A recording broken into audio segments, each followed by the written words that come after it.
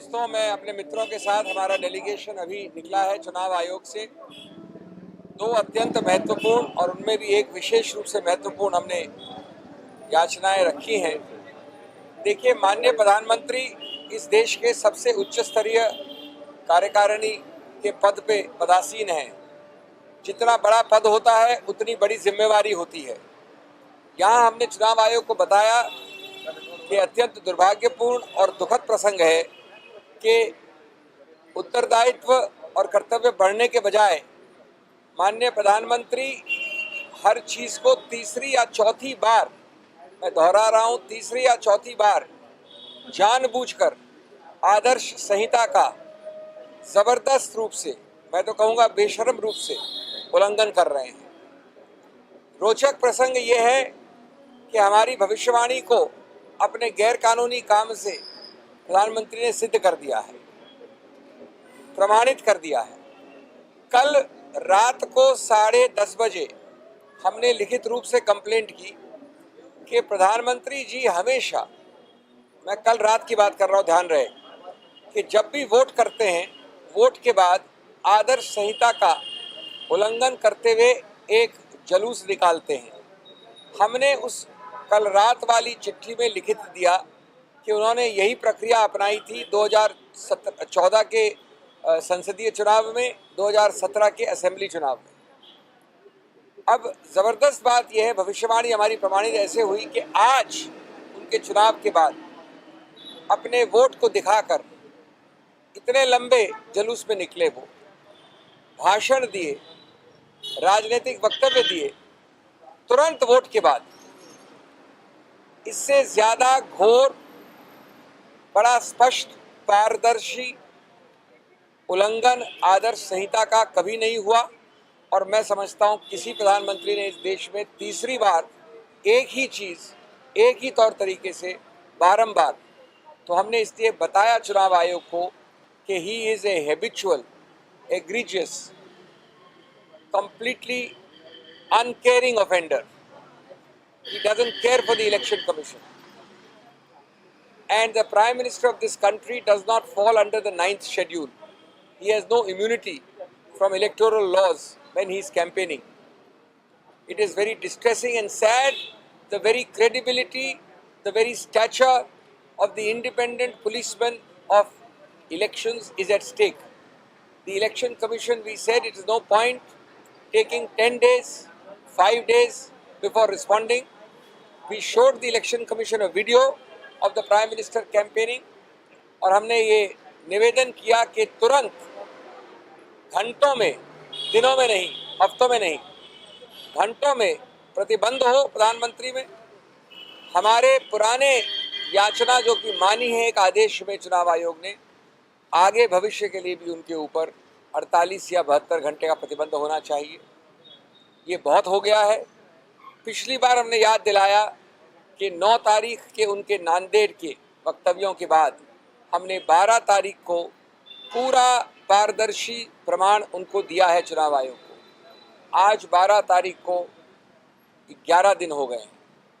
चुनाव 45 दिन का है, उसमें 11 दिन निकाल देना और आज तक चुनाव आयोग ने एक शब्द नहीं कहा उसके विषय में, जबकि उसी चीज़ के लिए, उसी 9 अप्रैल के लिए मेरठ में जो मिस्टर बिष्ट ने किया, उसके लिए चुनाव आयोग ने उनको दंडित किया है, 72 घंटे से वंचित रखा है कैंपेन में। तो ये दोहरे मापदंड नहीं हो सकते, डबल स्टैंडर्ड्स कभी नहीं होते कानून में। और ये अत्यंत आवश्यक है कि तुरंत प्रधानमंत्री को एक के जरिए संदेश जाए कि इस देश में कानून सर्वोच्च है। आप कितने भी बड़े पद पे हैं, कानून आपके ऊपर है।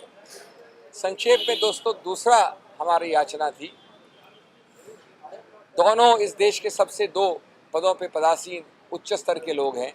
एक प्रधानमंत्री का जिक्र मैंने आपको किया, दूसरा सत्तारूढ़ पार्टी के अध्यक्ष।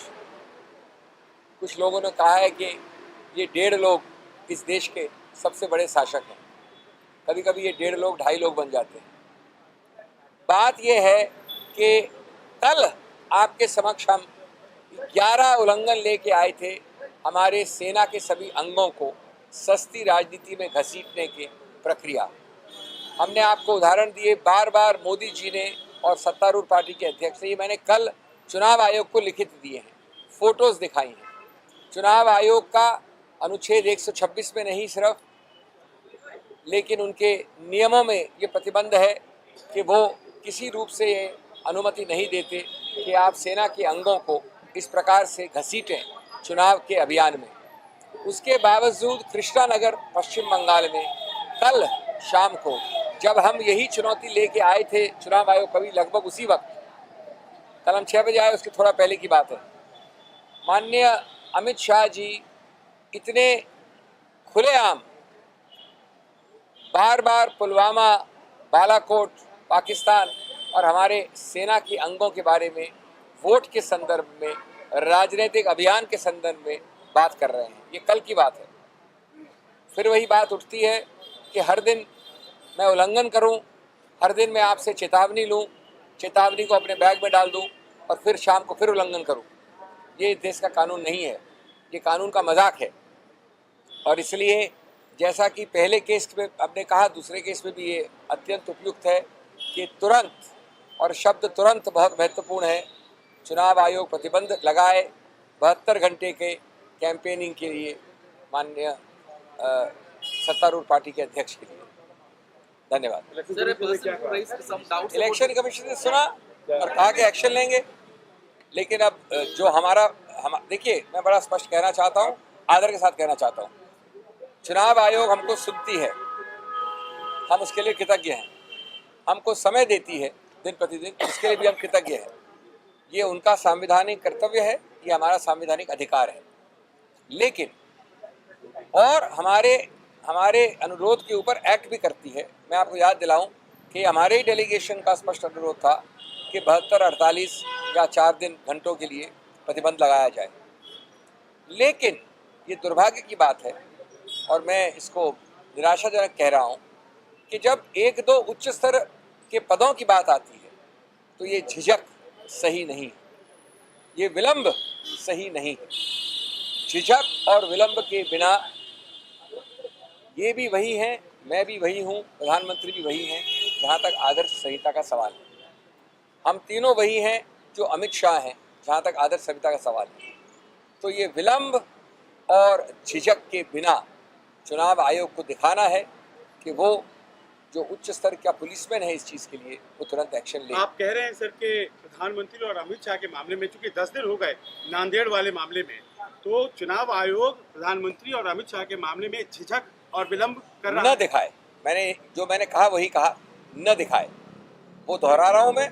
और उसके साथ जोड़िए कि जो व्यक्ति अपना वोट देने के बाद प्रधानमंत्री 2014 में बनने से पहले, 2017 में पदासीन प्रधानमंत्री की हैसियत से और 2019 में पदासीन प्रधानमंत्री की हैसियत से एक ही चीज बार बार उल्लंघन करेगा, तो मैं समझता हूं कि यह अचंभे की बात है।